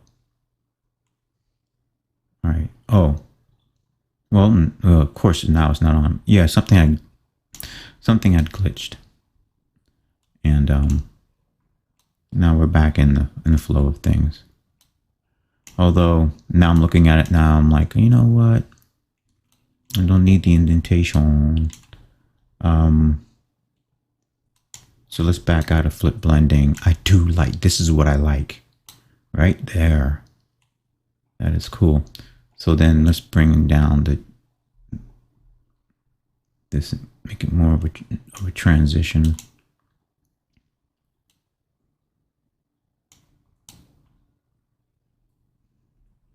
Not like that though. You can smooth it out, but not so smooth.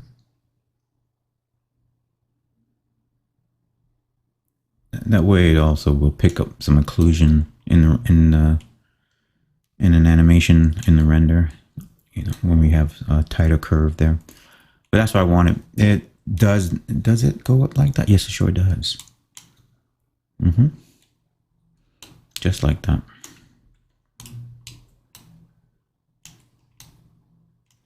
All right.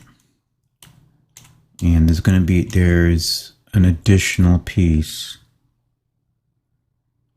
that comes out of it. For that one, I'll go with no, let's go the same one. Watch this. We're gonna do it double. Think of an armadillo shell, but going the other way. Shift D, boom. Let's go here like that, just like this. Smaller, so it fits within the diameter there.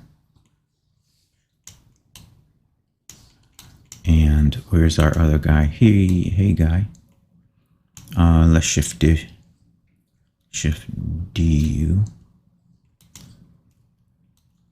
up and over here. Unnest. I know, cutting into them. He's gonna cut into him though. This is, no, not him. You are in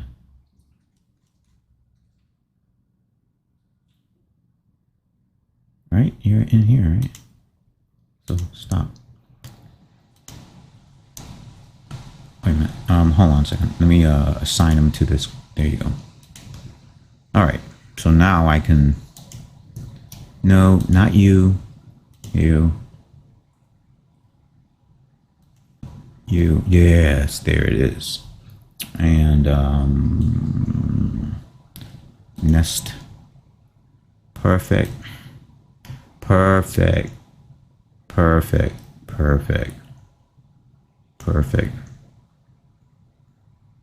grab him. Move him in. Yeah, just like that. I said like an armadillo. That's what I'm. Hey, I know there's animal lovers out there. Somebody out there right now is going, that's not what an armadillo shell looks like. And I'm just saying that's what my mind was thinking, but going in the opposite way. So anyway, artist types, I know. And let's just bring in this guy. No, not you. This guy. There you go. And matter of fact, have him sit off here a little bit, just so he's easier to select too. And let's bring in his diameter. And let's drop him down just a little bit. Just a little bit. Like that. All right. Okay. And so they're both matching. Are we matching the arc there, guys? Or are we just playing around? Let me see. Now it's matching the arc. There you go. Like that.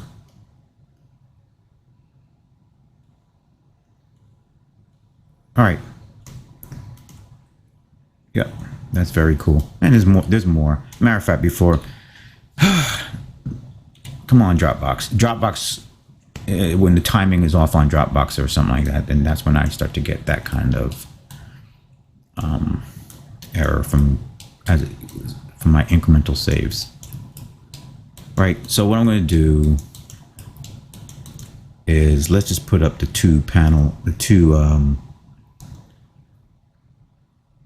engine related devices. Or should I finish doing the panel? Finish doing the panel. Yeah, it's just going to be I just need to have a section here that's like designated like to set as a paneled section. So let's just make another square. And once again, see, now I'm looking at this and I'm going, you know what? I don't want that fillet. So I know. Blah, blah, blah, blah, blah, blah, blah, blah, blah. Unlock. Come back to me. And let's take him off a fillet and just go around it. I feel better now. I don't know why, but visually I feel better. Yeah, something. And then maybe and increase the depth. It's just too shallow. Yeah, I'm starting to bug a little bit.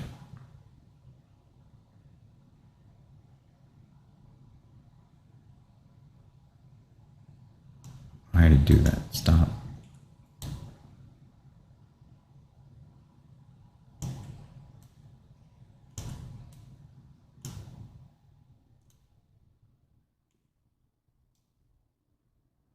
Oh, it's running into somebody that's from that other shape. Will it matter? I don't think so. Maybe somebody needs to be locked out, or not locked out, but unnested or something like that. But if it's not causing an overall problem in the initial thing, then we'll leave it alone. I do see there is some kind of strange lump. Who's creating that? He's creating that? I don't think, no, he's not creating it. All right, let's lock these guys out, please. And let's go to the other one.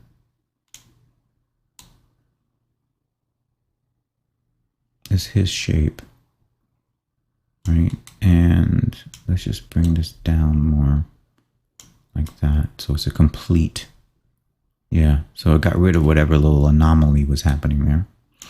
All right, I know. Let's go on. Let's go on, go on. Save that. Save it, please. Oh, gee whiz. Save. All right, and let's just add that paneling, and then I'll come back, and all this stuff needs to be put into hierarchies and stuff. I'm not going to go too far without setting up the proper hierarchies, because right now we are almost rolling and getting that rhythm going. So from here, Shift D. And we're going to mirror this guy. This one's mirrored. Don't you just love that? Matter of fact, while I do that, let me just freak everybody out so they can, oh my God. You know, and where are we going with this one? Oh, it's gonna be mirrored anyway, because it's two of them and they're coming off the arc. That's good. One less click for me to do.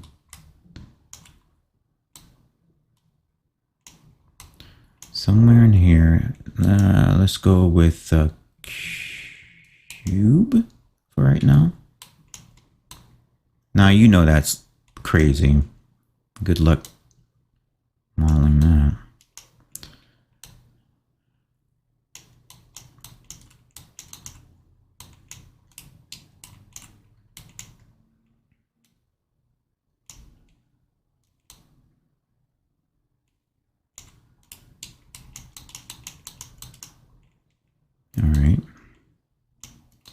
All right, and let's start with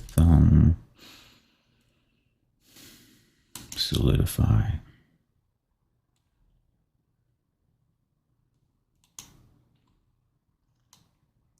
Wow. You think?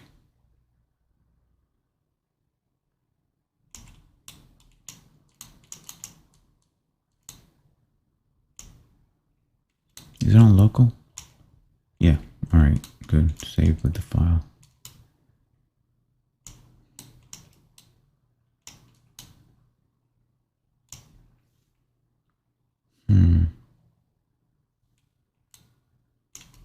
And then there, do I have control?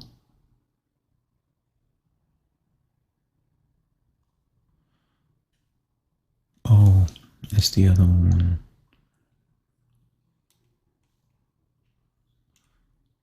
Let's go with not with that shape. It's the elongated cylinder. Yeah, it's the elongated cylinder. Come on, elongated cylinder.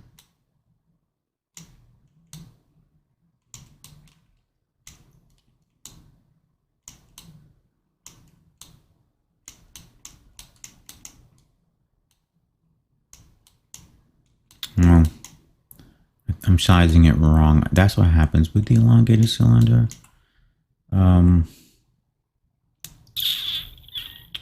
Let's just bring it back to its standard.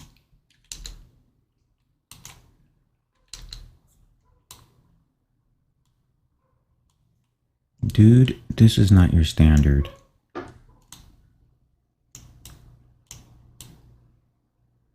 Or in other words, the size where it's working. Here you go. Okay.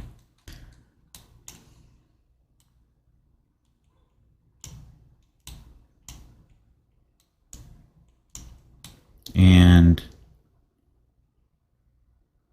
happen.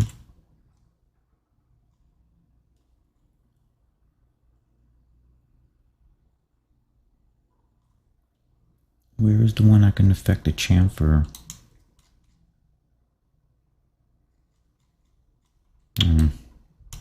Maybe I'm using the wrong shape. All right, we'll use this one for right now. Dimensions, bevel, but this is not the one I wanted. Hold on.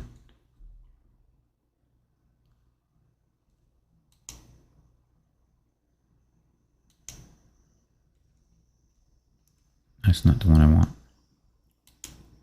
If it's not the one I want, then which one is it?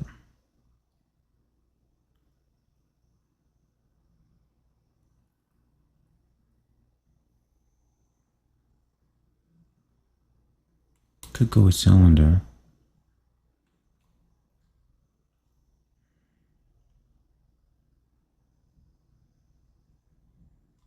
Oh. Oh, did the other one have a chamfer? I see the chamfer for him. Where is the elongated?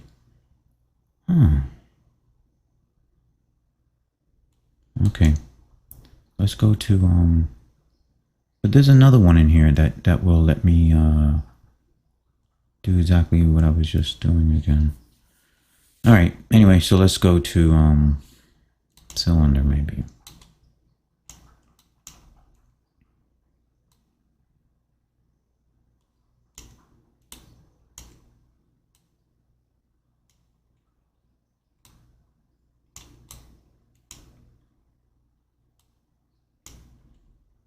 All right.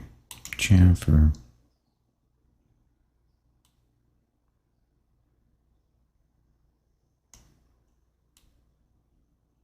Here you go. This is what, yeah. All right.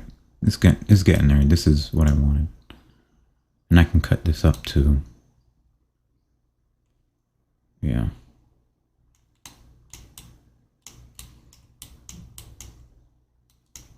Let me see. I don't think it's going to run into... I want to run into here. Where's my controller?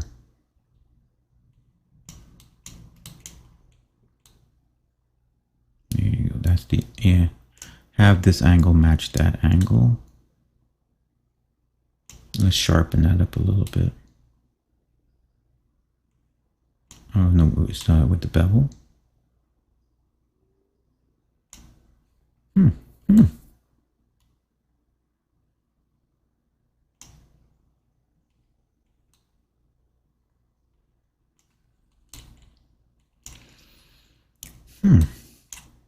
All right, well, let's bring it together.